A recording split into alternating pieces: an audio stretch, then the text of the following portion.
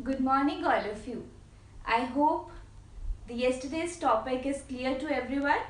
So we'll proceed now. Today we'll be discussing one more methodology of economic analysis. See, in ancient times there was just one subject of economics. To study economics, people were following one subject only. But in the modern times, this study was converted into microeconomics and macroeconomics, which we discussed yesterday. Micro involves the study of individuals. Everything is studied and calculated at individual level. Whereas in macroeconomics, we study economy as a whole.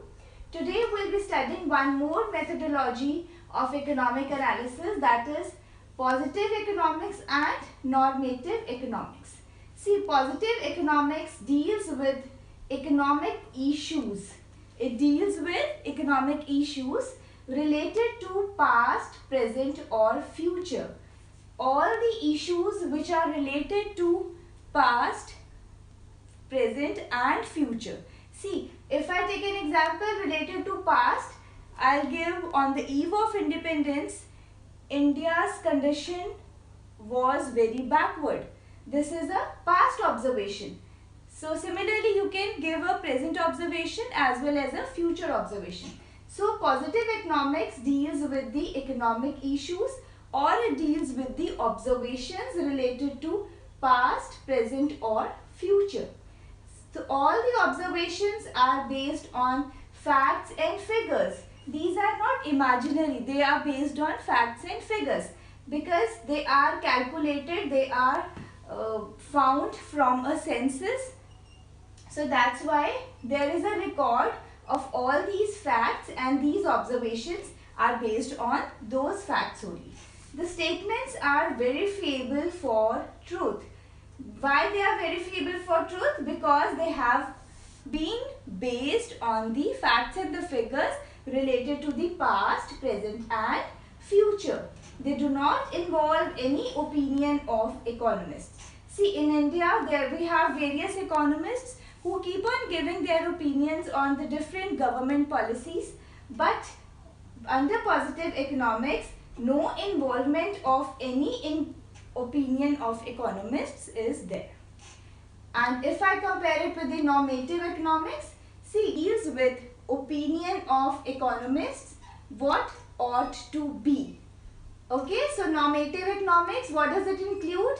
It includes the opinions of the economists. For example, different economists may have different opinion on the policies framed by the government. See, in your book, few examples are given. See, Mahatma Gandhi national rural employment will one day bring an end to the problem of employment. This is the feedback of one economist. Whereas the other says that the program of financial aid to unemployed people in rural area, it will make people parasites and lifelong unproductive. While the third economist feels that it is using the taxpayers' money and should therefore be stopped. So, normative economics deals with the opinions of the economists. Nothing is verifiable for truth because these are based on just the opinions. It involves value judgment. Why? Because it involves the assessment of the opinions which are given by various economists. The statements lead to controversies. Why? Because when a government frames its policies, we have various economists in our country and various economists keep on commenting against or in favor of those policies. So accordingly, it creates controversies. As the statements are just the opinions, they are not verifiable for truth. As these statements are just the opinions, so these are not verifiable for truth. I hope now the difference is clear. We will read it from your book so that you are able to understand it properly. Clear? So these are the two methods of studying economics under positive economics and under normative economics. What it includes. So positive in economics deals with the economic issues and it deals with the opinions of economists. And why the economists are giving their opinions? As the government keeps on framing new policies for the development of our economy, the various economists keep on commenting. Half or in half of the economists are in favor and the other half are against the policy. So these are just the value judgments which they have for these policies. Now we'll read these topics from your book so that you are able to understand it in a proper way. So this is the first topic of your book, what economics is all about, from where this word economics is derived, which we discussed yesterday. See the lines which I have marked.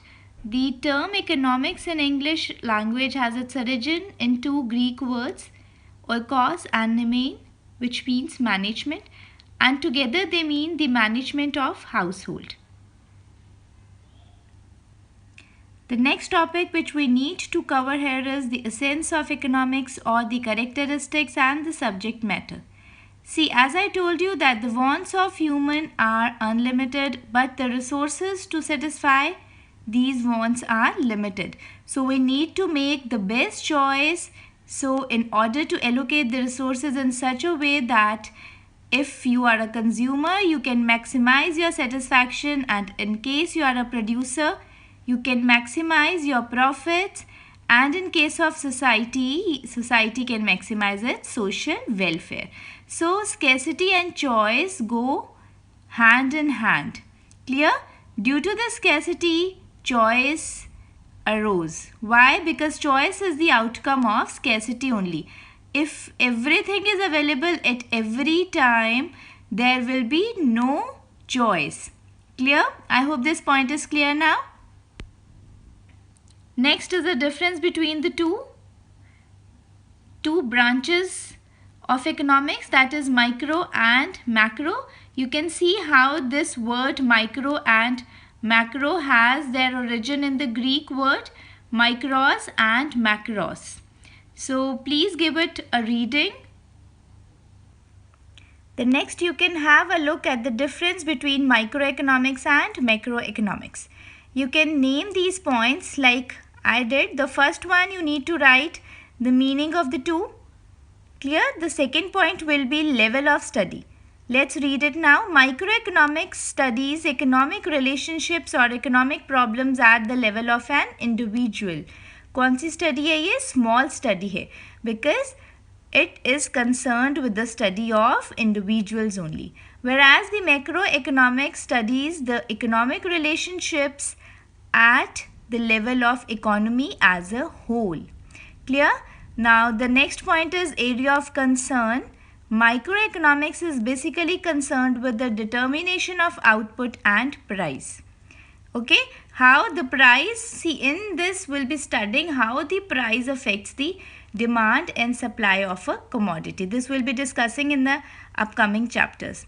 Clear? Whereas in the macroeconomics, the theories of income and employment affect. Clear? Next is assumptions. Study of microeconomics assumes that the macro variables remain constant.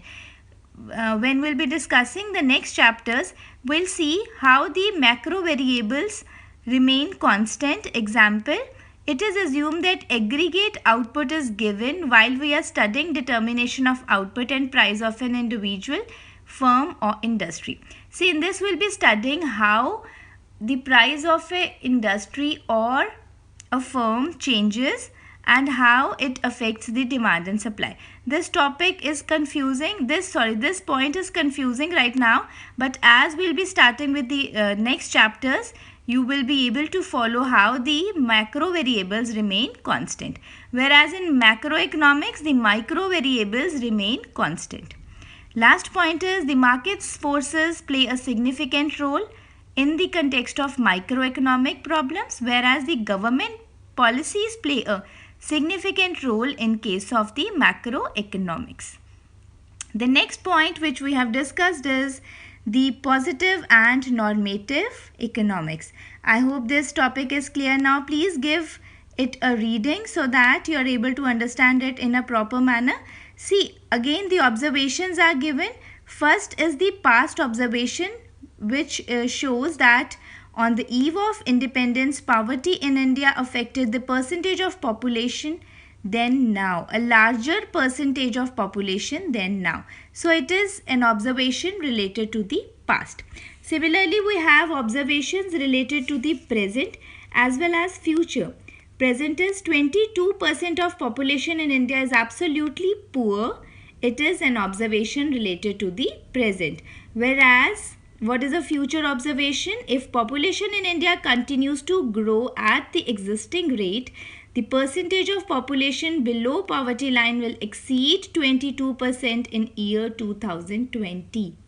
So this is a future observation. So positive economics is all linked with the observations of the past, present and future. These are the characteristics given, which we have already read and discussed. Please give it a reading. Next is the normative economics. See, I gave you one example of the policy. This example I took from your book only. So if I give you another example for this, see, like this, in this lockdown which is going on right now, government has framed various policies. For example, government distributed some finances to the poor people who were daily wagers and who were not getting enough food and everything.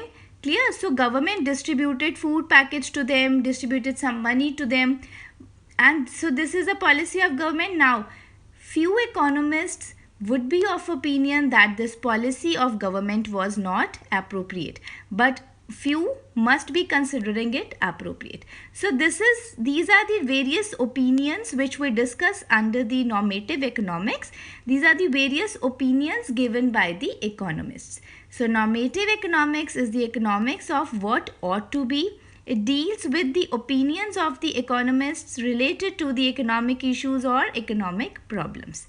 In the next chapter we'll be discussing about the economic problems, so you'll follow it in a proper way. So you can read these statements carefully, or you can frame your own examples also. The next is the characteristics of normative statements, which we have discussed right now. So the next is the difference between the two. You need to read this difference. This will be your homework for today. Please do read the topics which we are discussing daily. So be regular and happy studying. Thank you.